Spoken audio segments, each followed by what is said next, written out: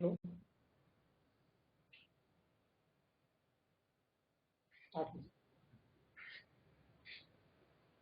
Good afternoon, student. Welcome the remedial classes of the economics of 10+2 class. Last time हमने उत्पादन फलन के बारे में कर रहे थे. प्रोडक्शन फंक्शन किसे कहते हैं, उत्पादन के नियम, तो उसको थोड़ा सा रिवाइव कर लेते हैं. उत्पादन के बारे में मैंने आपको बताया था कि आम बोलचाल की भाषा और इकोनॉमिक्स में उत्पादन की जो डेफिनेशन है वो अलग अलग होती है. आम बोलचाल की भाषा में उत्पादन से का मतलब वस्तुओं तथा सेवाओं के निर्माण से है, लेकिन इकोनॉमिक्स में जो उत्पादन की डेफिनेशन है, उत्पादन की परिभाषा है, वो इस तरह से दी जाती है कि उत्पादन से अभिप्राय वस्तुओं तथा सेवाओं की उपयोगिता में की जाने वाली वृद्धि से है. इकोनॉमिक्स में उसे हम उत्पादन कहेंगे जब वस्तुओं तथा सेवाओं की उपयोगिता में वृद्धि होती है. उपयोगिता का मतलब मैंने आपको बताया था कि किसी वस्तु का वह गुण जो हमारी आवश्यकता की संतुष्टि करता है, उपयोगिता कहलाती है. उपयोगिता को मापा गया यूटिल में, मैंने आपको बताया था. वैसे तो उपयोगिता जो है एक सब्जेक्टिव फिनोमिना है, लेकिन फिशर ने एक इकाई में मापा है और उसको नाम दिया गया है यूटिल, जो आपने पहले पढ़ा होगा फर्स्ट ईयर में, जो आपका सिलेबस था उसमें. उसके बारे में हम बात नहीं करेंगे. यहाँ पे उत्पादन फलन है, तो सबसे पहले उत्पादन का मतलब क्या होता है उसके बारे में जानना जरूरी है. तो मैंने आपको बता दिया, उत्पादन से अभिप्राय वस्तुओं तथा सेवाओं की उपयोगिता में की जाने वाली वृद्धि से है. नेक्स्ट है उत्पादन फलन किसे कहते हैं. What is the production function. उत्पादन फलन का मतलब जो है वो साधनों का भौतिक उत्पादन में रूपांतरण है, या transformation of the input into output is called production function, या the technical relation between the input and output is called the production function. आगतों तथा निर्गतों के तकनीकी संबंध को उत्पादन फलन कहा जाता है, या भौतिक साधनों तथा भौतिक उत्पादन के तकनीकी संबंध को उत्पादन फलन कहा जाता है. क्योंकि उत्पादन जो है, उत्पादन के साधनों की सहायता से वस्तुओं तथा सेवाओं का उत्पादन किया जाता है. जैसे कल उदाहरण के द्वारा मैंने आपको बताया था कि मान लो हम किसी वस्तु की 10 इकाइयों का उत्पादन करना चाहते हैं, तो 10 इकाइयों का उत्पादन करने के लिए हमें मान लो 2 श्रमिक और 2 पूंजी की आवश्यकता है. तो जो प्रोडक्शन फंक्शन है, मैंने उसके बारे में आपको कहा था कि जो 10 इकाइयों का उत्पादन है वो 2 श्रमिकों तथा 2 पूंजी की मात्रा पर निर्भर करता है. इसको हम उत्पादन फलन कहेंगे. उसके बाद हमने किया था उत्पादन फलन के प्रकार.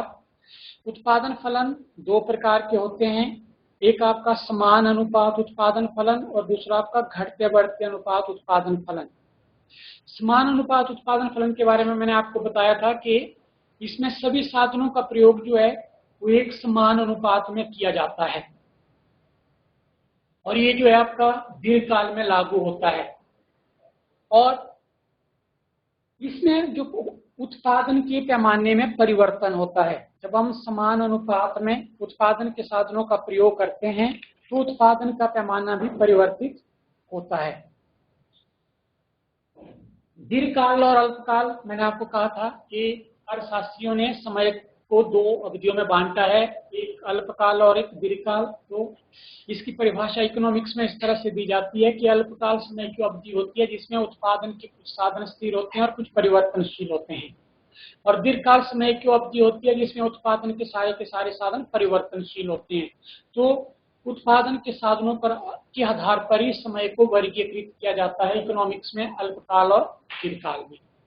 फिर नेक्स्ट आपका घटते बढ़ते अनुपात का उत्पादन फलन. तो घटते बढ़ते अनुपात के उत्पादन फलन में हमने पढ़ा था कि यहाँ पे किसी वस्तु का उत्पादन बढ़ाने के लिए हम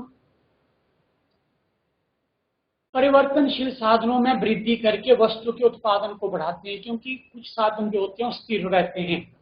तो इसलिए जो साधनों का जो अनुपात का मिश्रण होता है वो परिवर्तनशील हो जाता है। स्थिर साधन के साथ हम परिवर्तनशील साधनों का प्रयोग करते हैं। स्थिर साधन जो है कांस्टेंट ही रहता है, परिवर्तनशील साधनों की मात्रा बढ़ती चली जाती है, तो उसको हम घटते बढ़ते अनुपात का नियम कहते हैं। उसके बाद हमने उत्पादन की धारणाओं के बारे में पढ़ा था। उत्पादन की 3 मुख्य धारणा है, एक कुल उत्पादन, दूसरा सीमांत उत्पादन और तीसरा औसत उत्पादन। कुल उत्पादन का मतलब था कि एक निश्चित समय में उत्पादित की गई वस्तुओं तथा सेवाओं की मात्रा को कुल उत्पादन कहा जाता है।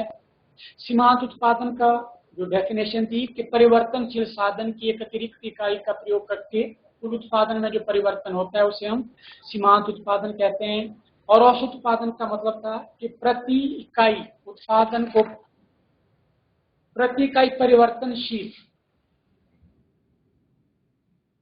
साधन के उत्पादन को औसत उत्पादन कहा जाता है।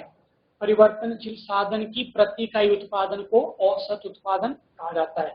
तो औसत उत्पादन को ज्ञात करने का जो फॉर्मूला था, टोटल प्रोडक्ट को हम यूनिट्स ऑफ लेबर से डिवाइड करते हैं। सीमांत उत्पादन का फॉर्मूला भी हमने किया था, marginal product of N units अगर आपने ज्ञात करना है तो total product of N units minus total product of N minus 1 units. तो ये हमने कल सारा कर लिया था। उसके बाद हमने उत्पादन के जो 2 नियम हैं, एक साधन के प्रतिफल और पैमाने के प्रतिफल। साधन के प्रतिफल के बारे में हमने कल किया था। साधन के प्रतिफल किसे कहते हैं? जब एक उत्पादक उत्पादन की मात्रा में परिवर्तन करना चाहता है और वो परिवर्तन जो है वो एक या एक से अधिक परिवर्तनशील साधनों में परिवर्तन करके प्राप्त करता है, तो उसे साधन के प्रतिफल कहा जाता है। मतलब उसमें जो है कुछ साधन स्थिर होते हैं, कुछ परिवर्तनशील होते हैं। जैसे मैंने आपको अभी रिसेंटली बताया कि स्थिर साधनों में तो हम परिवर्तन नहीं कर सकते अल्पकाल में, क्योंकि अल्पकाल समय की जो बहुत छोटी अवधि होती है। इसलिए अगर कोई उत्पादक अल्पकाल में अपने उत्पादन की मात्रा में वृद्धि करना चाहता है तो परिवर्तनशील साधनों का अधिक प्रयोग करके उत्पादन की मात्रा को बढ़ाता है। टेक्नोलॉजी भी कांस्टेंट रहती है। In the short period the technology remain constant. तकनीकी में परिवर्तन करके भी उत्पादन को नहीं बढ़ाया जाता। तो साधन के प्रतिफल जो कल हमने किया था, इसकी परिभाषा क्या होती है कि जब कोई उत्पादक किसी वस्तु के उत्पादन में वृद्धि करना चाहता है और वह स्थिर साधनों के साथ अधिक परिवर्तनशील साधनों का जो प्रयोग करता है, तो इस दौरान जो उत्पादन की मात्रा में विभिन्न दरों से परिवर्तन होता है। पहले बढ़ते अनुपात में, फिर समान अनुपात में और उसके बाद घटते अनुपात में होता है। तो इसे ही साधन के प्रतिफल कहा जाता है। तो साधन के प्रतिफल में आपने याद रखना है कि परिवर्तनशील और स्थिर दोनों साधन होते हैं। जो साधन अनुपात होता है वो परिवर्तनशील रहता है और साधन के प्रतिफल जो है वो अल्पकाल में लागू होते हैं। तो अर्थशास्त्रियों ने इसकी 3 प्रवृत्तियां दे रखी हैं, एक साधन के बढ़ते प्रतिफल, एक साधन के समान प्रतिफल और एक साधन के घटते प्रतिफल। साधन के बढ़ते प्रतिफल वह स्थिति है जिसमें कुल उत्पाद बढ़ती हुई दर पर बढ़ता है जब स्थिर साधन के साथ परिवर्तनशील साधनों का अधिक प्रयोग किया जाता है, और सीमांत उत्पादन भी बढ़ता है। ये हमने कल किया था। उसी तरह से साधन के समान प्रतिफल वह स्थिति है जिसमें कुल उत्पादन जो है वो समान दर से बढ़ता है जब स्थिर साधन के साथ परिवर्तनशील साधनों की अधिक इकाइयों का प्रयोग किया जाता है। सीमांत उत्पादन स्थिति में कांस्टेंट रहता है। और तीसरा था आपका साधन के घटते प्रतिफल, वह स्थिति होती है जब स्थिर साधनों के साथ परिवर्तनशील साधनों का प्रयोग किया जाता है तो कुल उत्पाद जो घटती दर से बढ़ता है और सीमांत उत्पादन जो है कम होना शुरू हो जाता है, जीरो भी हो जाता है और नेगेटिव भी हो जाता है। तो इनके अलग अलग कारण थे कि साधन के बढ़ते प्रतिफल किस कारण से क्यों जो है लागू होते हैं, साधन के समान प्रतिफल क्यों लागू होते हैं, साधन के घटते प्रतिफल क्यों लागू होते हैं। तो साधन के बढ़ते प्रतिफल क्यों लागू होते हैं, इसके 3 मुख्य कारण मैंने आपको बताए थे। पहला था कि आरंभ में जब हम स्थिर साधन के साथ परिवर्तनशील साधनों का प्रयोग करते हैं तो जो स्थिर साधन है उनका पूर्ण उपयोग नहीं हो पाता है। जैसे जैसे हम परिवर्तनशील साधनों की मात्रा को बढ़ाते चले जाते हैं तो स्थिर साधन का पूर्ण उपयोग होने लगता है और कुल उत्पाद जो बढ़ती दर से बढ़ता है। ये पहला कारण था। दूसरा कारण था परिवर्तनशील साधन की कुशलता में वृद्धि होती है कि जैसे जैसे हम परिवर्तनशील साधनों की अधिक मात्रा को बढ़ाते चले जाते हैं तो प्रक्रिया आधारित श्रम विभाजन लागू होता है, जिसके बारे में मैंने आपको कल बताया था कि 2 प्रकार के श्रम विभाजन होते हैं। एक आपका उत्पाद आधारित होता है, एक प्रक्रिया आधारित होता है। प्रक्रिया आधारित श्रम विभाजन में किसी वस्तु की अलग अलग क्रियाओं को अलग अलग श्रमिकों के द्वारा पूरा किया जाता है, तो उसमें उनमें एफिशिएंसी बढ़ती है, उनकी कुशलता में वृद्धि होती है, जिससे कुल उत्पादन बढ़ती दर से बढ़ता है। और तीसरा कारण था better coordination between the factor of inputs.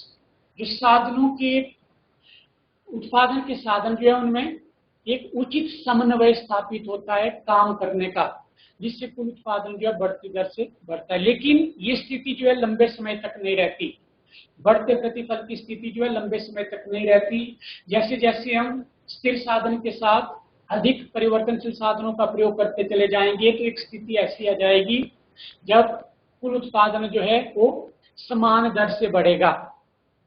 तो उसका मुख्य कारण क्या होता है कि पहला कारण है उसका कि स्थिर साधन का अनुकूलतम प्रयोग होने लगता है। पहले तो स्थिर साधन का प्रयोग होता है, लेकिन धीरे धीरे क्या होता है उसका अनुकूलतम प्रयोग होने लगता है, जिससे कुल उत्पादन भी और समान दर से बढ़ता है। दूसरा कारण है कि परिवर्तनशील साधन का भी कुशलतम प्रयोग होने लगता है, और जिसके कारण जो है उत्पाद जो है समान दर से बढ़ता है। और थर्ड कारण है आपका आदर्श साधन अनुपात। एक आइडियल रेशियो जो है एस्टेब्लिश हो जाती है वेरिएबल फैक्टर और फिक्स्ड फैक्टर में, और जिससे कुल उत्पाद जो है समान दर से बढ़ने लगता है। कल इसके बारे में हमने पढ़ लिया था। तीसरा था साधन के घटते प्रतिफल, इसके लागू होने के क्या कारण है। तो मैंने आपको बताया था पहला कारण है कि उत्पादन की स्थिर साधन, जब स्थिर साधन का पूर्ण उपयोग हो जाता है तो हम उसके स्थान पर जो है किसी दूसरे साधन का प्रयोग नहीं कर सकते। और क्या होता है कि परिवर्तनशील साधनों की मात्रा ज्यादा हो जाती है, स्थिर साधनों की मात्रा कम होती है, इसलिए जो कुल उत्पाद है वो घटती दर से घटना शुरू हो जाता है। नंबर 3 पूर्ण साधन स्थानापन्न नंबर 2 पूर्ण साधन स्थानापन्नता, imperfect substitutability between the factor of input. जैसे कि वस्तुओं में स्थानापन्नता पाई जाती है, वैसे साधनों में स्थानापन्नता नहीं पाई जाती। स्थानापन्नता का मतलब होता है कि एक साधन के स्थान पर दूसरे साधन का प्रयोग करना। तो इस कारण भी जब फिक्स फैक्टर का इष्टतम उपयोग हो जाता है तो उसके स्थान पर हम दूसरे साधन को स्थापित नहीं कर सकते, जिससे कुल उत्पादन जो घटना आरंभ हो जाता है या घटती दर से बढ़ता है। और तीसरा है साधनों की कम समन्वयता। जब बहुत सारे परिवर्तनशील साधनों का प्रयोग किया जाता है तो एक स्थिति ऐसी आ जाती है कि उन साधनों में कोऑर्डिनेशन नहीं रहता, आपस में एक समन्वय नहीं रहता। मतलब आपने देखा होगा कि कई बार जब बहुत सारे श्रमिक किसी फैक्ट्री या उद्योग में काम करते हैं तो कई बार हड़ताल कर देते हैं, तालाबंदी कर देते हैं, स्ट्राइकें हो जाती हैं, जिससे क्या होता है कि उत्पादन कम हो जाता है। तो वही सिचुएशन होती है कि उन साधनों में एक उचित मतलब मालिक और श्रमिकों के बीच में एक बेटर कोऑर्डिनेशन नहीं रहता, जिससे हड़ताल बंदी, संघर्ष या जो स्ट्राइक है वो होने से कुल उत्पादन भी घटती दर से बढ़ता है। तो ये 3 कारण है। इंपॉर्टेंट क्वेश्चन है, एग्जाम में 100% पूछे जाएंगे इस चैप्टर में से कि साधन के बढ़ते प्रतिफल किसे कहते हैं, आपने डेफिनेशन याद रखनी है, तालिका और चित्र की सहायता से स्पष्ट करो, ये क्वेश्चन हो गया। उसके बाद साधन के बढ़ते प्रतिफल के लागू होने के क्या कारण है, ये इंपॉर्टेंट क्वेश्चन है, ये पूछा जाता है 3 नंबर का, 3 ही इसके पॉइंट है। वैसे ही तीनों सेम है तो तीनों सीरीज में एक क्वेश्चन पूछा जाएगा, लेकिन सीरीज जो है उसका पता तभी चलता है जब हम एग्जाम में हमें पेपर मिलता है। इसलिए आपको सभी को तीनों पढ़ने पड़ेंगे। आपको एग्जाम में कौन सी सीरीज आती है, उसमें कौन सा क्वेश्चन आता है, ये आपको तभी पता चलेगा। तो इसलिए आपने इसको अच्छी तरह से इन क्वेश्चनों को तैयार करना है। इसमें से 101% इसमें से क्वेश्चन आएगा। साधन के समान प्रतिफल किसे कहते हैं, डेफिनेशन, और चित्र और तालिका की सहायता से उसकी व्याख्या और लागू होने के क्या कारण है। वैसे ही साधन के घटते प्रतिफल की परिभाषा, चित्र और टेबल के साथ उसकी व्याख्या और इसके लागू होने के क्या कारण है। तो ये हमने किया था साधन के प्रतिफल, return to the factor. Next जो हम आज से स्टार्ट करेंगे वो है आपका इस नियम के लागू होने के बारे में अर्थशास्त्रियों में मतभेद पाया जाता है। ये भी क्वेश्चन इंपॉर्टेंट है, पूछा जाता है कि जो साधन के प्रतिफल हैं वो बढ़ते प्रतिफल, समान प्रतिफल या घटते प्रतिफल वो कहाँ पे लागू होते हैं। तो अलग अलग अर्थशास्त्रियों की इसमें अलग अलग राय है, अलग अलग मत है। मार्शल ने इसमें कहा है कि जहां उत्पादन के योगदान में जहां उत्पादन में प्रकृति का योगदान अधिक होता है वहां पे घटते प्रतिफल लागू होते हैं, और जहां उत्पादन में मनुष्य का योगदान अधिक होता है वहां पे बढ़ते प्रतिफल लागू होते हैं।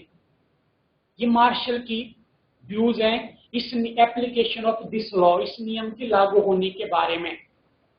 मैं दोबारा से रिपीट कर रहा हूं, मार्शल ने क्या कहा था। मार्शल के अनुसार जहां प्रकृति का योगदान उत्पादन में अधिक होता है वहां पे साधन के घटते प्रतिफल, और जहां मनुष्य का उत्पादन में योगदान अधिक होता है वहां साधन के बढ़ते प्रतिफल लागू होते हैं।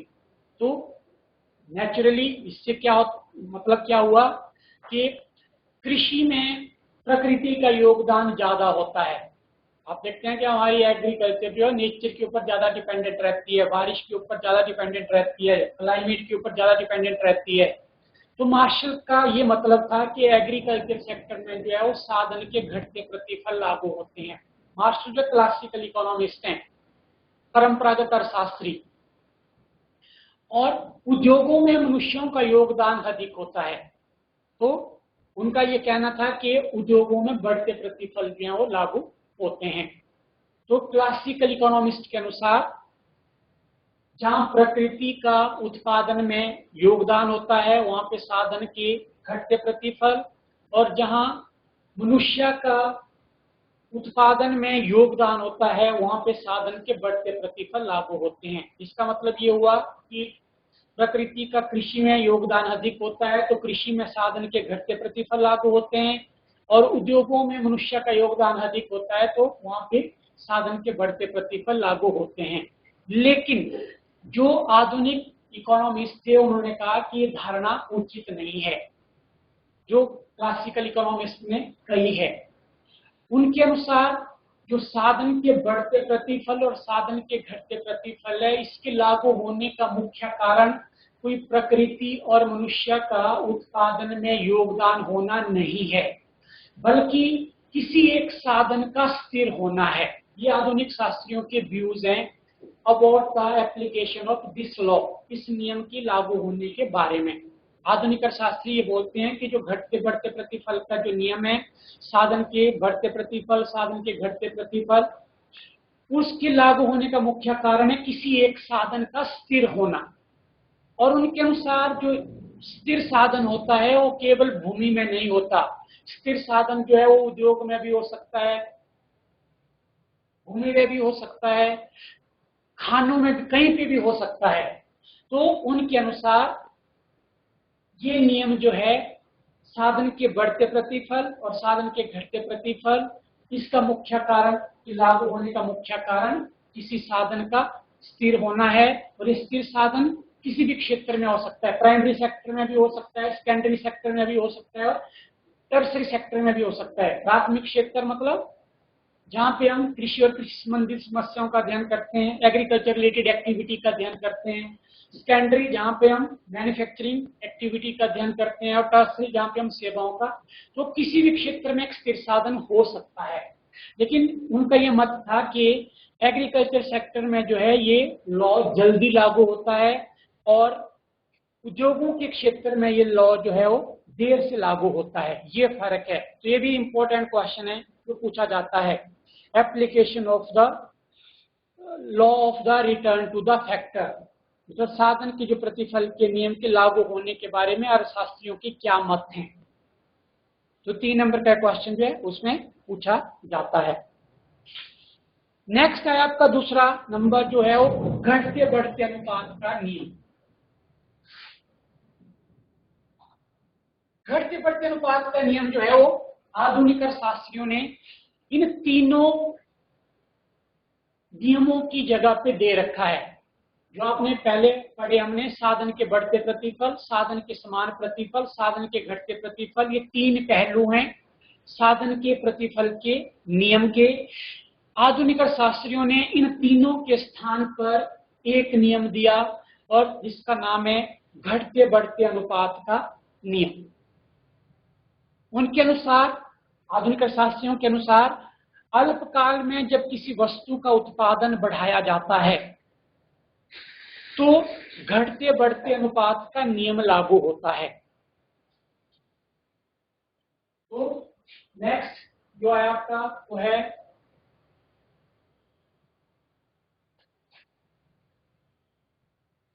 घटते बढ़ते अनुपात का नियम।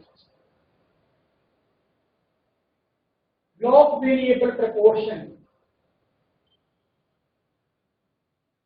घटते बढ़ते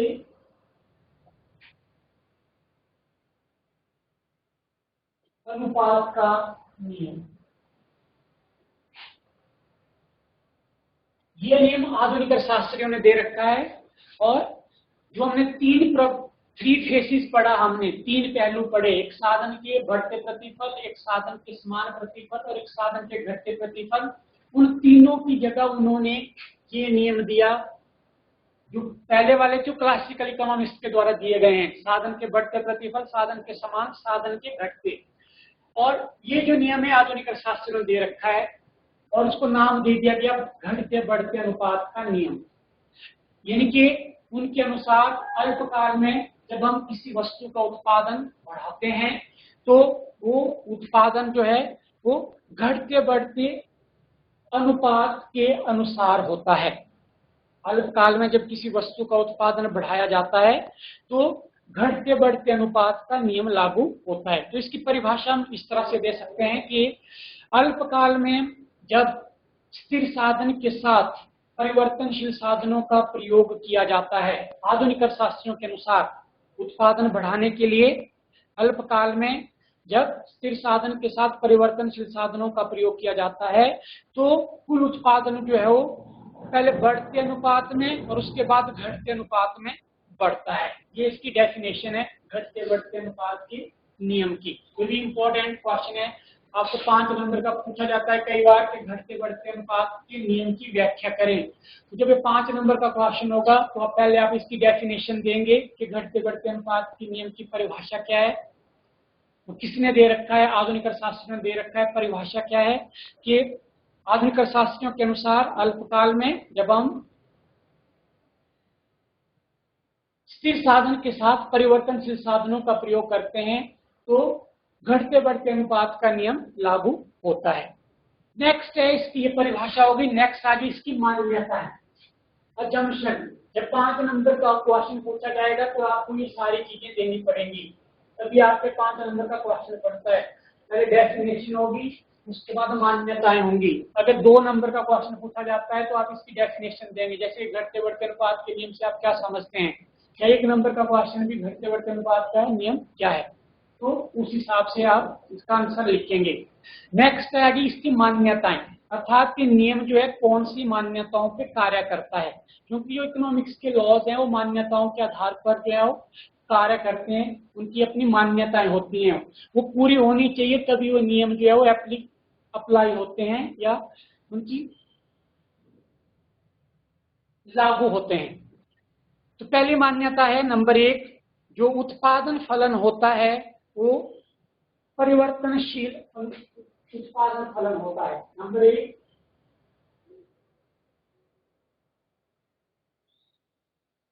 परिवर्तनशील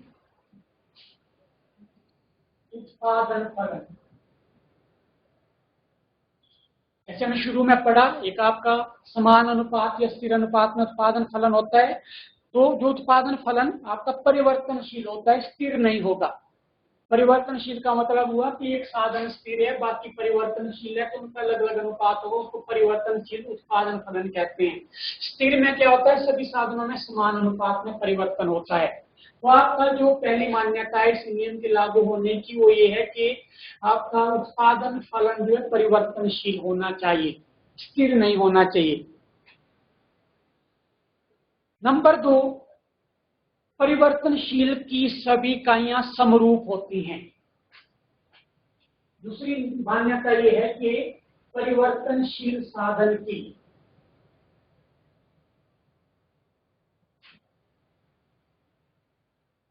सभी इकाइयां समरूप होती हैं। समरूप का मतलब एक जैसी होनी चाहिए। जैसे अगर आप श्रमिक काम पर लगाते हैं, एक श्रमिक काम पर लगाते हैं, 2 लगाते हैं, 3 लगाते हैं, 4 लगाते हैं, तो सभी एक बराबर कुशल होने चाहिए अपने काम में। ऐसा नहीं है कि एक बहुत कुशल है और एक अकुशल है, इस तरह के नहीं होने चाहिए। समरूप का मतलब ये होता है, होमोजीनियस का मतलब ये होता है कि वो एक समान इकाइयां हों। तो यहाँ पे परिवर्तनशील साधन की इकाइयां जो होती हैं वो लेबर होती हैं या रॉ मटेरियल होता है। तो दूसरी मान्यता है कि परिवर्तनशील की सभी इकाइयां समान रूप से कुशल होनी चाहिए, समरूप होनी चाहिए। तीसरी मान्यता है इस नियम की कि कुछ स्थिर साधन तथा कुछ परिवर्तनशील साधन होने चाहिए।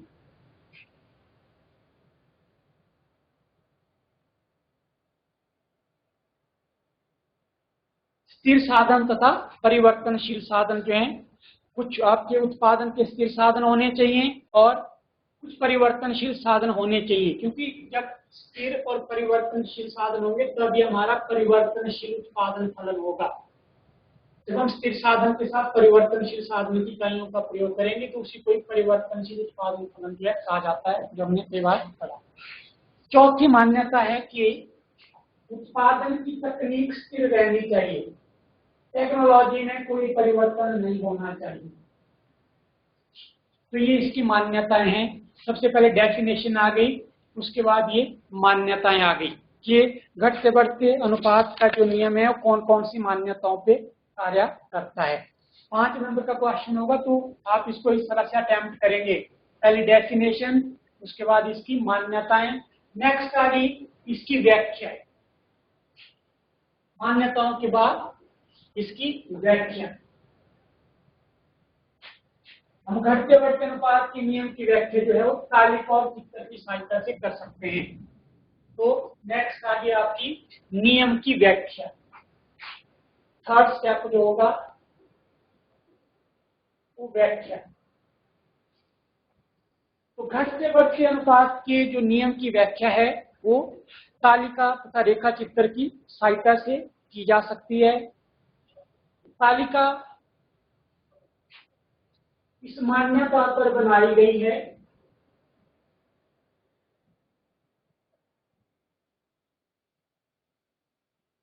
कि उत्पादन के कुछ साधन स्थिर हैं और कुछ परिवर्तनशील हैं। इस आधार पर ये तालिका बनाई गई है।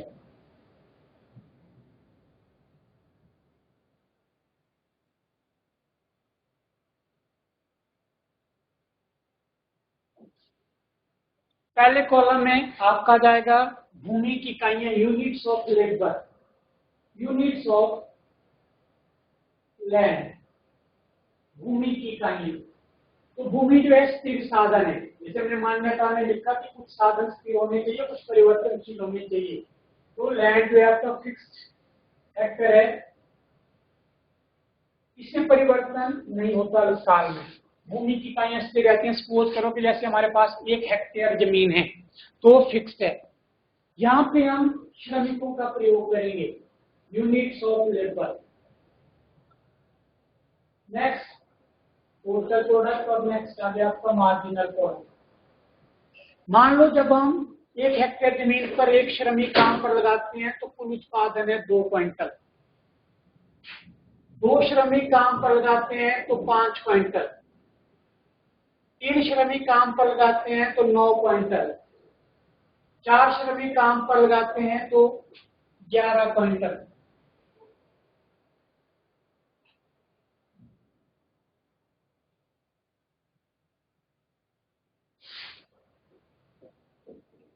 पांच श्रमिक काम पर लगाते हैं तो 12, 6 लगाते हैं तो 12, 7 लगाते हैं तो 11।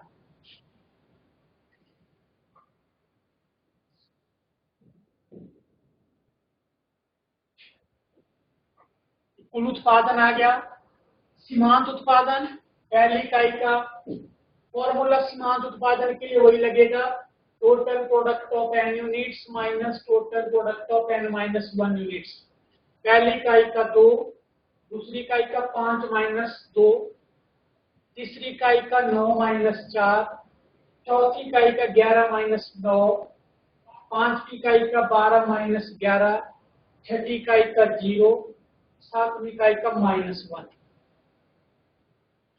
अब इस तालिका से स्पष्ट होता है जो परिभाषा में, इस नियम की परिभाषा में कहा गया है कि इस नियम के अनुसार अल्पकाल में जब स्थिर साधन के साथ परिवर्तनशील साधन का प्रयोग किया जाता है तो कुल उत्पादन जो है पहले बढ़ती दर से बढ़ता है और उसके बाद घटती दर से बढ़ता है। तो आप यहाँ पे देख रहे हैं इस तालिका से ज्ञात होता है कि आरंभ में जब हम स्थिर साधन के साथ परिवर्तनशील साधनों का प्रयोग कर रहे हैं तो कुल उत्पादन जो है तीसरी इकाई तक बढ़ती दर से बढ़ रहा है। पहला एक श्रमिक 2 क्विंटल अनाज का उत्पादन करता है, जब हम एक श्रमिक और रखते हैं तो 5 क्विंटल हो जाता है, यानी कि वो 3 क्विंटल अनाज बढ़ जाता है। तो इसको हम इंक्रीजिंग रेट बोलते हैं। उसके बाद जैसे जैसे हम स्थिर साधन के साथ और परिवर्तनशील साधनों का प्रयोग करते चले जाते हैं तो कुल उत्पादन जो घटती दर से बढ़ता है, जैसे 9 से 11, 11 से 12 और उसके बाद जो है कांस्टेंट हो जाता है, उसके बाद नेगेटिव हो जाता है। तो इसको हम घटते बढ़ते अनुपात का नियम कहते हैं। आधुनिक अर्थशास्त्रियों के अनुसार अल्पकाल में जब स्थिर साधन के साथ परिवर्तनशील साधनों की इकाइयों का प्रयोग किया जाता है तो आरंभ में कुल उत्पादन जो है वो बढ़ती दर से और उसके बाद घटती दर से बढ़ता है। और सीमांत उत्पादन जो है वो आपका आरंभ में बढ़ता है, उसके बाद घटता है, उसके बाद वो 0 भी हो जाता है और नेगेटिव भी हो जाता है। तो इस तरह से हम तालिका के द्वारा जो है इस नियम की व्याख्या कर सकते हैं। आप इसको ऐसे लिख सकते हैं जैसे कि अगर व्याख्या करनी है उपरोक्त तालिका में जो है, उपरोक्त तालिका इस मान्यता पर बनाई गई है कि उत्पादन के कुछ साधन, भूमि जो है स्थिर साधन है, श्रम जो है परिवर्तनशील साधन है। आरंभ में जब हम 1 हेक्टेयर जमीन के ऊपर एक श्रमिक काम पर लगाते हैं तो कुल उत्पादन 2 क्विंटल, जब 2 लगाते हैं तो बढ़ करके 5 क्विंटल और जब 3 लगाते हैं तो 9 क्विंटल हो जाता है, अर्थात कुल उत्पादन जो बढ़ती दर से बढ़ रहा है। उसके बाद जैसे जैसे हम स्थिर साधन के साथ और परिवर्तनशील साधन की इकाइयों का प्रयोग करते चले जाते हैं तो कुल उत्पादन जो घटती दर से बढ़ता है, जैसे कि 9 से 11, 11 से 12। तो इस तरह से इस तालिका की व्याख्या की जा सकती है। नेक्स्ट आया उत्पादन की 3 अवस्थाएं, घटते बढ़ते अनुपात का नियम और इसके उत्पादन की 3 अवस्थाएं हैं। तो इसे हम इसी चित्र के द्वारा भी हम स्पष्ट कर सकते हैं। इसी तालिका को आप डायग्राम के द्वारा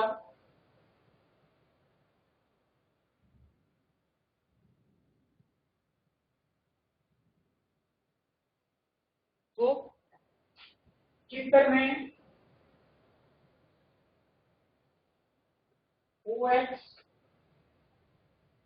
OY, यहाँ पर हम टोटल प्रोडक्ट लेंगे और मार्जिनल प्रोडक्ट लेंगे, यहाँ per unit of variable factor लेंगे,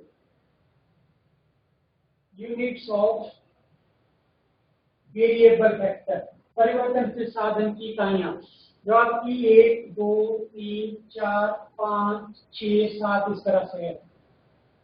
जब हम कुल उत्पादन को इस वक्र के ऊपर डिपिक्ट करते हैं तो कुल उत्पादन वक्र जो है आपका इस आकार का बनेगा। पहले ये बढ़ती हुई दर से बढ़ रहा है, उसके बाद ये घटती हुई दर से बढ़ रहा है, फिर समान हो गया है, उसके बाद घटना शुरू हो गया है। जो स्लोप है ये बढ़ती हुई दर को दर्शाती है यहाँ तक। उसके बाद आप स्लोप देखते हैं कम हो गई, ये घटती दर को दर्शाती है। उसके बाद आप देखते हैं हॉरिजॉन्टल हो गया, ये कांस्टेंट रेट दर्शाता है। उसके बाद आप देखते हैं नीचे को गिर रही है तो ये नेगेटिव दिखाता है, घटती दर को दर्शाता है। और जब हम मार्जिनल प्रोडक्ट का कर्व को डिपिक्ट करेंगे, संख्या को डिपिक्ट करेंगे, तो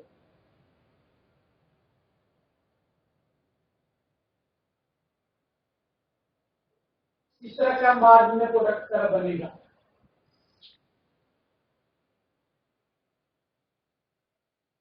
जब कुल उत्पादन जो है बढ़ती दर से बढ़ना बंद कर देता है और घटती दर से बढ़ना आरंभ करता है, वहां पे जो होता है मार्जिनल प्रोडक्ट मैक्सिमम होता है।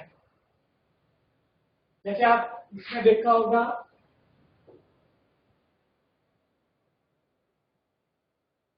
यहां पे आप देखते हैं कुल उत्पादन जो है यहां तक बढ़ती हुई दर से बढ़ रहा है, उसके बाद घटती दर से बढ़ रहा है। तो जहां पे ये बढ़ती दर से बढ़ना बंद हो गया, वहां पे मार्जिनल प्रोडक्ट जो आपका मैक्सिमम है। तो यहाँ पे बढ़ती दर से बढ़ना बंद हो गया, घटती दर से बढ़ना शुरू हो गया, यहाँ पे मार्जिनल प्रोडक्ट आपका मैक्सिमम होगा। और जब टोटल प्रोडक्ट मैक्सिमम होता है, जैसे टोटल प्रोडक्ट मैक्सिमम है 12, तो मार्जिनल प्रोडक्ट आपका 0 हो जाता है। ये टोटल प्रोडक्ट मैक्सिमम आ गया, यहाँ पे तो आप देखते हैं यहाँ पे मार्जिनल प्रोडक्ट जो है 0 हो गया है। और जब ये टोटल प्रोडक्ट घटना आरंभ हो जाता है 12 से 11, तो मार्जिनल प्रोडक्ट जो है नेगेटिव हो जाता है, फिर वक्र नीचे चला जाता है, यहाँ पे ये नेगेटिव हो गया। तो इस तरह से हम डायग्राम के द्वारा भी नियम की व्याख्या कर सकते हैं। डायग्राम की व्याख्या ऐसी होगी कि चित्र में OX अक्ष पर परिवर्तनशील साधन की इकाइयां, OY अक्ष पर कुल उत्पादन और सीमांत उत्पादन प्रकट किया गया है। TP जो है टोटल प्रोडक्ट कर्व है, इसको आप A बिंदु बोल सकते हैं, यहाँ पे आप B बिंदु।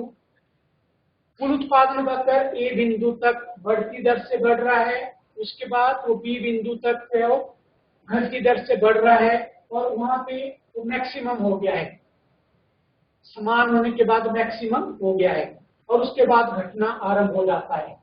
जैसे आप यहाँ पे देखते हैं बढ़ती दर से बढ़ रहा है, फिर उसके बाद समान हो गया है मैक्सिमम, फिर घटना शुरू हो गया है। वैसे ही सीमांत उत्पादन जो है आरंभ में बढ़ता जाता है और उसके बाद जो है वो घटना आरंभ हो जाता है। और जब कुल उत्पादन मैक्सिमम होता है तो सीमांत उत्पादन 0 हो जाता है, मैक्सिमम 0। और जब कुल उत्पादन घटना आरंभ हो जाता है तो नेगेटिव हो जाता है, ये घटना आरंभ हो गया और ये नेगेटिव हो गया। तो इस तरह से इस तालिका और चित्र के द्वारा हम इसकी व्याख्या कर सकते हैं। अब ये 5 नंबर का आपका क्वेश्चन बना। अगर 5 नंबर का क्वेश्चन पूछा जाता है घटते बढ़ते अनुपात के नियम की सचित्र व्याख्या करें, तो सबसे पहले आपने डेफिनेशन देनी है। पहला परिभाषा जाएगी घटते बढ़ते अनुपात के नियम की। दूसरी अजम्पशंस, कौन कौन सी मान्यताओं पे कार्य करता है। थर्ड आपकी explanation with the help of table and diagram. तब जाकर के आपका ये 5 नंबर का क्वेश्चन बनता है। कुछ विद्यार्थी हैं, स्टूडेंट हैं, वो मतलब डायरेक्ट इसकी व्याख्या करना शुरू कर देते हैं। जब ये क्वेश्चन एग्जाम में पूछा जाता है घटते बढ़ते अनुपात का नियम, तो व्याख्या करने से पहले आपसे ये नहीं पूछा जाएगा कि इस नियम की परिभाषा दो, इसकी मान्यता लिखो। आपसे नंबर के आधार पर जो है अटेम्प्टेशन होती है क्वेश्चन की कि कितने नंबर का क्वेश्चन पूछा गया है। 5 नंबर का है तो आपको 5 नंबर में ये सारी चीजें एक्सप्लेन करनी पड़ेगी, डेफिनेशन, अजम्पशन, टेबल और डायग्राम। अगर 2 नंबर का है तो आप इसकी डेफिनेशन ही दे सकते हैं। नेक्स्ट है आपका घटते बढ़ते अनुपात का नियम और उत्पादन की 3 अवस्थाएं, 3 stages of the production, law of the variable proportion and 3 stages of the production। तो इसे भी हम इसी तालिका के द्वारा जो है इसकी व्याख्या कर सकते हैं।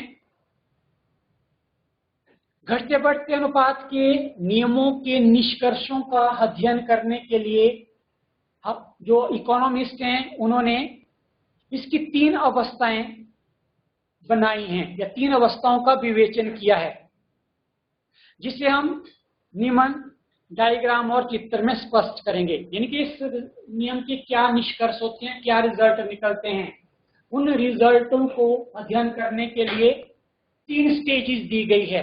ये 3 स्टेजेस का विवेचन किया गया है इकोनॉमिस्ट के द्वारा। जैसे आपने शुरू में पढ़ा, साधन के बढ़ते प्रतिफल उसको अलग एक्सप्लेन किया गया, साधन के समान प्रतिफल उसको अलग एक्सप्लेन किया गया, घटते उसको अलग। आधुनिक अर्थशास्त्रियों ने क्या किया कि एक ही नियम बना दिया, लेकिन आगे उसकी 3 अवस्थाओं का अलग अलग उनको एक्सप्लेन किया। ये फर्क है। तो नेक्स्ट आ गया आपका घटते बढ़ते अनुपात का नियम और उत्पादन की 3 अवस्थाएं। Law of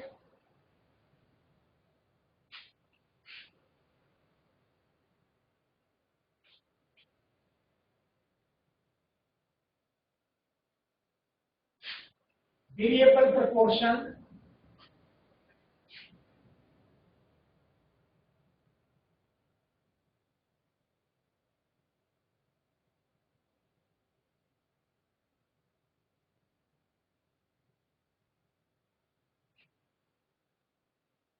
and 3 stages of production।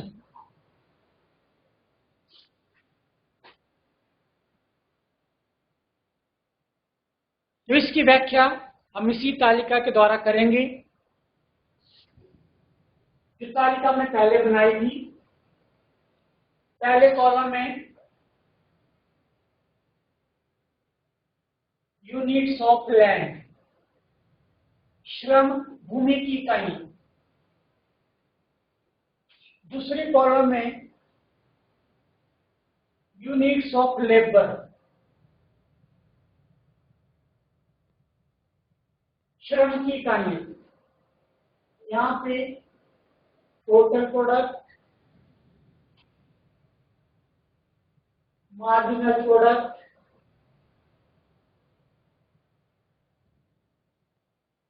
Average product,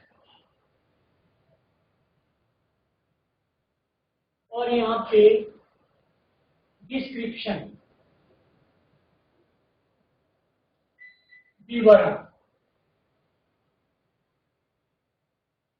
ये कॉलम हम लेंगे।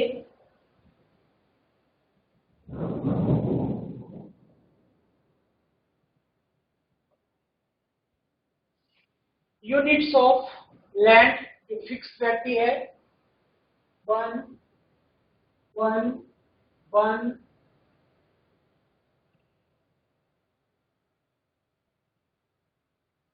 1, ये 1, ये 1 और ये 1। ये फैक्टर है, ये फिक्स फैक्टर है।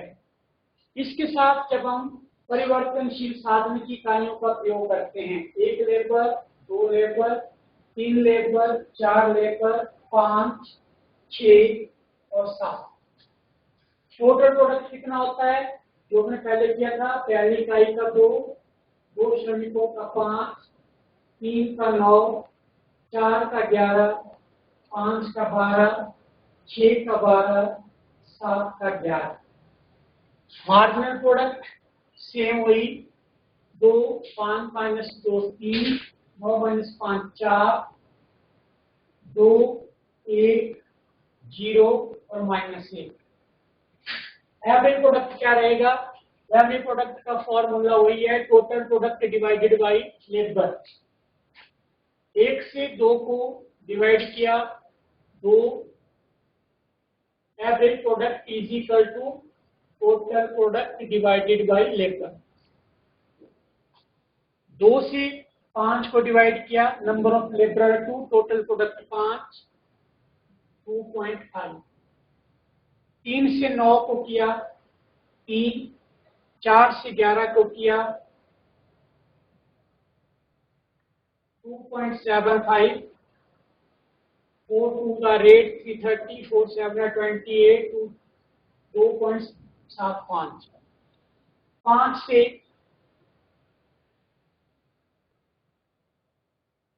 2.4, 6 से 2, 7 से 1.6,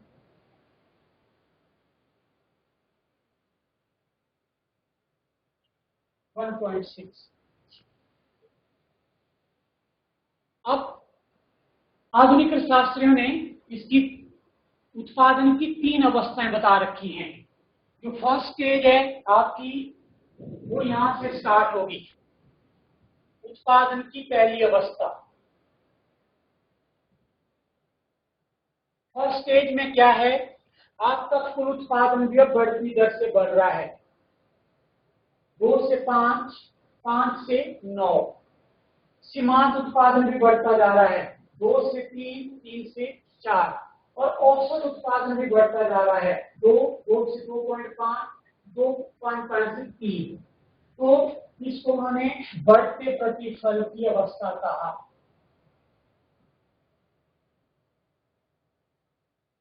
ये बढ़ते प्रतिफल की अवस्था है, क्योंकि यहाँ पे आपका total product, marginal product, average product सारे के सारे बढ़ते जा रहे हैं, तो इसको बढ़ते प्रतिफल की अवस्था कहा गया फर्स्ट स्टेज को। यहां पे इस अवस्था का एंड हो गया और यहां पे आपकी सेकंड स्टेज शुरू हो गई उत्पादन की। हम उत्पादन की अवस्थाओं की बात कर रहे हैं। ये उत्पादन की पहली अवस्था है, जब स्थिर साधन के साथ परिवर्तनशील साधनों का प्रयोग किया जाता है तो कुल उत्पादन बढ़ती दर से बढ़ता है, सीमांत उत्पादन भी बढ़ता है, औसत उत्पादन भी बढ़ता है। इसलिए इसको अर्थशास्त्रियों ने बढ़ते प्रतिफल की स्थिति कहा। लेकिन तीसरी इकाई के बाद जो है आपकी फर्स्ट स्टेज खत्म हो जाती है, सेकंड स्टेज शुरू हो जाती है। और सेकंड स्टेज में क्या होता है कि आप देख रहे हैं कुल उत्पादन घटती दर से बढ़ना शुरू हो गया, 9 से 11, 11 से 12। सीमांत उत्पादन 4 से 2, 2 से 1 और नीचे 0 या माइनस। ये आपकी सेकंड स्टेज है। यहां से ये फर्स्ट स्टेज, यहाँ पे total product, marginal product, average product सारे बढ़ते चले जाते हैं। सेकंड स्टेज में आप देख रहे हैं कुल उत्पादन घटती दर से बढ़ रहा है, सीमांत उत्पादन कम होता जा रहा है और एवरेज प्रोडक्ट भी कम होता जा रहा है, 2.73 से 2.75, फिर 2.40, फिर 2 पॉइंट। तो इसको अर्थशास्त्रियों ने बोला घटते प्रतिफल।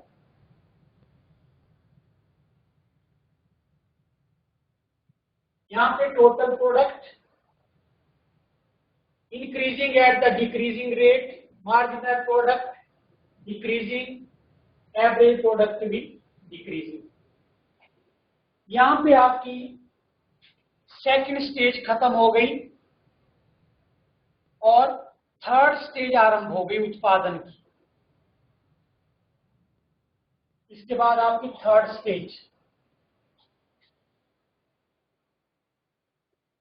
थर्ड स्टेज में क्या होता है कि कुल उत्पादन जो है वो घटता जाता है, सीमांत उत्पादन नेगेटिव हो जाता है और औसत उत्पादन भी घटता जाता है। तो इसको नाम दिया गया ऋणात्मक प्रतिफल। ऋणात्मक प्रतिफल, नेगेटिव रिटर्न्स। तो इस तरह आधुनिक अर्थशास्त्रियों ने 3 अवस्थाओं के बारे में बताया। लॉ ऑफ वेरिएबल, जब ये नियम लागू होता है तो ये उत्पादन की 3 अवस्थाएं प्राप्त होती हैं अल्पकाल में। एक बढ़ते प्रतिफल की, दूसरा घटते प्रतिफल की और तीसरा का नेगेटिव रिटर्न, ऋणात्मक प्रतिफल। बढ़ते प्रतिफल में क्या होगा, हर एक चीज बढ़ती जाएगी, कुल उत्पादन बढ़ती दर से बढ़ेगा, सीमांत उत्पादन भी बढ़ेगा, एवरेज प्रोडक्ट भी बढ़ेगा, इसलिए इसको इंक्रीजिंग रिटर्न कहा गया। और उसके बाद जैसे जैसे हम और साधनों का प्रयोग करते चले जाएंगे तो ये स्टेज जो है बहुत लंबे समय तक नहीं चलेगी। यहाँ पे ये समाप्त हो जाती है, यहाँ से सेकंड स्टेज आरंभ हो जाती है, जहाँ पे टोटल प्रोडक्ट जो है वो start increasing at the decreasing rate, बढ़ता है लेकिन घटती दर से बढ़ता है। सीमांत उत्पादन घटता जाता है, औसत उत्पादन घटता जाता है, इसलिए इसको नाम दिया गया डिमिनिशिंग रिटर्न, घटते प्रतिफल। और फिर ये स्टेज भी लंबे समय तक नहीं चलती, जैसे जैसे हम और साधनों को बढ़ाते चले जाते हैं तो ये यहाँ पे खत्म हो जाती है और थर्ड स्टेज आरंभ हो जाती है, जहाँ पे टोटल प्रोडक्ट आपका घटना आरंभ हो जाता है, मार्जिनल प्रोडक्ट आपका नेगेटिव हो जाता है, ये घटता जाता है औसत एवरेज प्रोडक्ट, इसलिए इसको नाम दिया गया ऋणात्मक प्रतिफल। जो तीन अवस्थाएं हैं, तो आप इसकी व्याख्या कर सकते हैं कि अल्पकाल में जब स्थिर साधन के साथ परिवर्तनशील साधन का नियम लागू होता है, तो पहली अवस्था में जो उपरोक्त तालिका में श्रमिक की तीसरी इकाई तक पहली अवस्था रहती है, यहाँ पे कुल उत्पादन व्यय बढ़ती दर से सीमांत औसत, इसे इसको बढ़ते प्रतिफल की अवस्था कहा गया। श्रमिक की चौथी इकाई से आपकी दूसरी उत्पादन की दूसरी अवस्था आरंभ हो जाती है, जो छठी इकाई तक रहती है। यहाँ पे आपका जो कुल उत्पादन है घटती दर से बढ़ता है, सीमांत उत्पादन भी कम हो रहा है 2 से 1, एवरेज, इसको घटते प्रतिफल की अवस्था प्राप्त होती है। और उसके बाद छठी इकाई के बाद जो है, यहाँ पे सातवीं इकाई पे हमें जो है ऋणात्मक रिटर्न मिलते हैं, नेगेटिव रिटर्न मिलते हैं। यहाँ पे कुल उत्पादन घट जाता है 12 से 11, मार्जिनल प्रोडक्ट नेगेटिव हो जाता है और एवरेज प्रोडक्ट भी घटता जाता है, तो इसको उत्पादन की तीसरी अवस्था कहा गया। इसी को हम डायग्राम के द्वारा भी एक्सप्लेन कर सकते हैं। जब आप चित्र पेन को अंकित करेंगे तो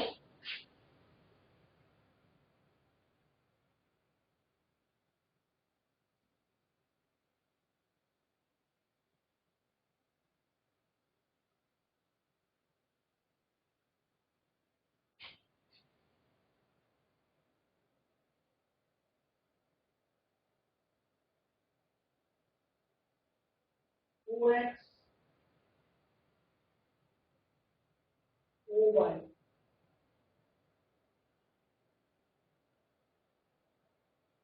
इसको हम अलग अलग डायग्राम के द्वारा एक्सप्लेन करेंगे।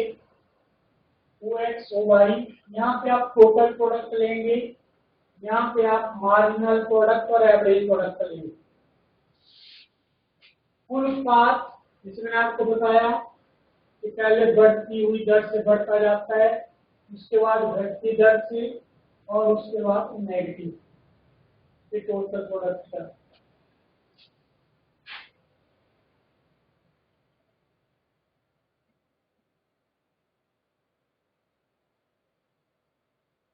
मार्जिनल प्रोडक्ट आपका इस तरह से बनेगा। जब आप संख्याओं को ग्राफ पेपर पर अंकित करेंगे और एवरेज प्रोडक्ट इस तरह से आता है।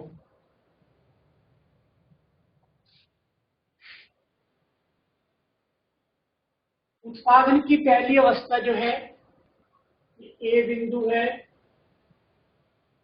ये बी बिंदु है।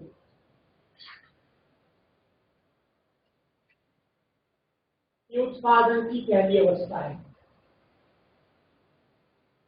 यहाँ पे फर्स्ट स्टेज, कुल उत्पादन जो बढ़ती दर से बढ़ रहा है, सीमांत उत्पादन भी बढ़ता जा रहा है, औसत उत्पादन भी बढ़ता जा रहा है, तो इसको हम बोलेंगे इंक्रीजिंग रिटर्न। पहली स्टेज आपकी इंक्रीजिंग रिटर्न।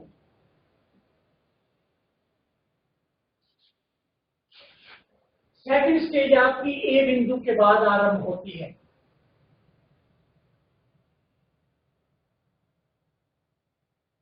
जब कुल उत्पादन जो घटती दर से बढ़ता है, सीमांत उत्पादन घटता जाता है और औसत उत्पादन भी कम होता जाता है, तो ये आपकी सेकंड स्टेज है उत्पादन की। क्योंकि इसमें तीनों चीजें, कुल उत्पादन घटती दर से बढ़ रहा है, सीमांत उत्पादन यहां से, ये एच बिंदु है, यहां से घटता जा रहा है, ये आई बिंदु है, यहाँ पे दोनों बराबर होते हैं, ये ओ एल, ये ओ एम।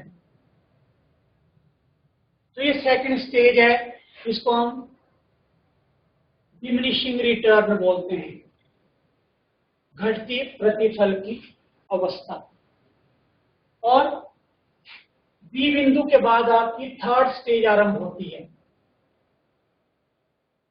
जब कुल उत्पादन घट रहा है, सीमांत उत्पादन नेगेटिव हो गया है और औसत उत्पादन भी घटता जाता है, तो इसको नेगेटिव रिटर्न कहा गया। तो इस तरह से इन तीन अवस्थाओं को हम डायग्राम के द्वारा भी एक्सप्लेन कर सकते हैं। उत्पादन की पहली अवस्था O से A बिंदु तक, उत्पादन की दूसरी अवस्था A से B बिंदु तक, और उत्पादन की तीसरी अवस्था B बिंदु के बाद जो आपकी हो थर्ड स्टेज कहलाएगी। इसको हम नेगेटिव रिटर्न, यहाँ पे डिमिनिशिंग रिटर्न और यहाँ पे इंक्रीजिंग रिटर्न्स।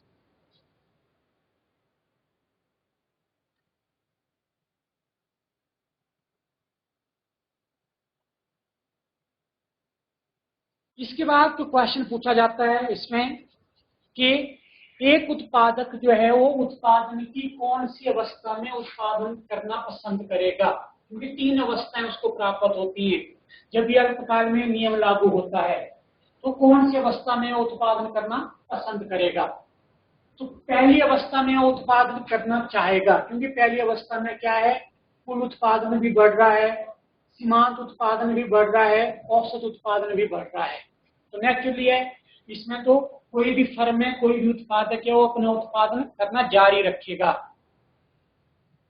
सेकंड स्टेज में भी वो अपना उत्पादन जारी रखेगा, क्योंकि कुल उत्पादन में भी चाहे उसका उत्पादन घटती दर से बढ़ रहा है लेकिन उत्पादन उसका बढ़ता जा रहा है, तो दूसरी अवस्था में भी वो अपना उत्पादन जारी रखेगा। इसे उसके संतुलन की स्थिति कहा जाएगा। संतुलन की स्थिति का मतलब कि इसके बाद अगर उसका उत्पादन कम होता है तो जो है अपना उत्पादन करना बंद कर देगा। ये equilibrium stage of the producer होंगी, सेकेंड स्टेज, क्योंकि दूसरी अवस्था में उसका उत्पादन बढ़ रहा है, चाहे बेशक वो घटती दर से बढ़ रहा है लेकिन वो उत्पादन बढ़ रहा है, तो अपना उत्पादन करना बंद करना वो नहीं चाहेगा। तो इस दूसरी अवस्था को उत्पादन के संतुलन की स्थिति कहा गया है। और तीसरी अवस्था में वो अपना उत्पादन बंद कर देगा, क्योंकि तीसरी अवस्था में क्या है कि कुल उत्पादन उसका घट रहा है, मार्जिनल उत्पादन उसका नेगेटिव हो गया है, तो तीसरी अवस्था में कोई भी उत्पादक जो है उत्पादन करना नहीं चाहेगा या जारी रखेगा। पहली अवस्था में तो होगा ही, कॉमन सी बात है, हर एक चीज बढ़ती जा रही है, average product, marginal product, total product तीनों बढ़ते जा रहे हैं। और दूसरी उसके संतुलन की अवस्था है, क्योंकि यहाँ पे भी उसके उत्पादन में वृद्धि हो रही है, चाहे वो घटती दर से हो रही है। तीसरी अवस्था में कोई भी उत्पादक उत्पादन करना नहीं चाहेगा। क्यों? क्योंकि तीसरी अवस्था में उसका नेगेटिव हो जाता है, टोटल प्रोडक्ट घटता जाता है, मार्जिनल प्रोडक्ट नेगेटिव हो जाता है और एवरेज प्रोडक्ट जो है घटता चला जाता है।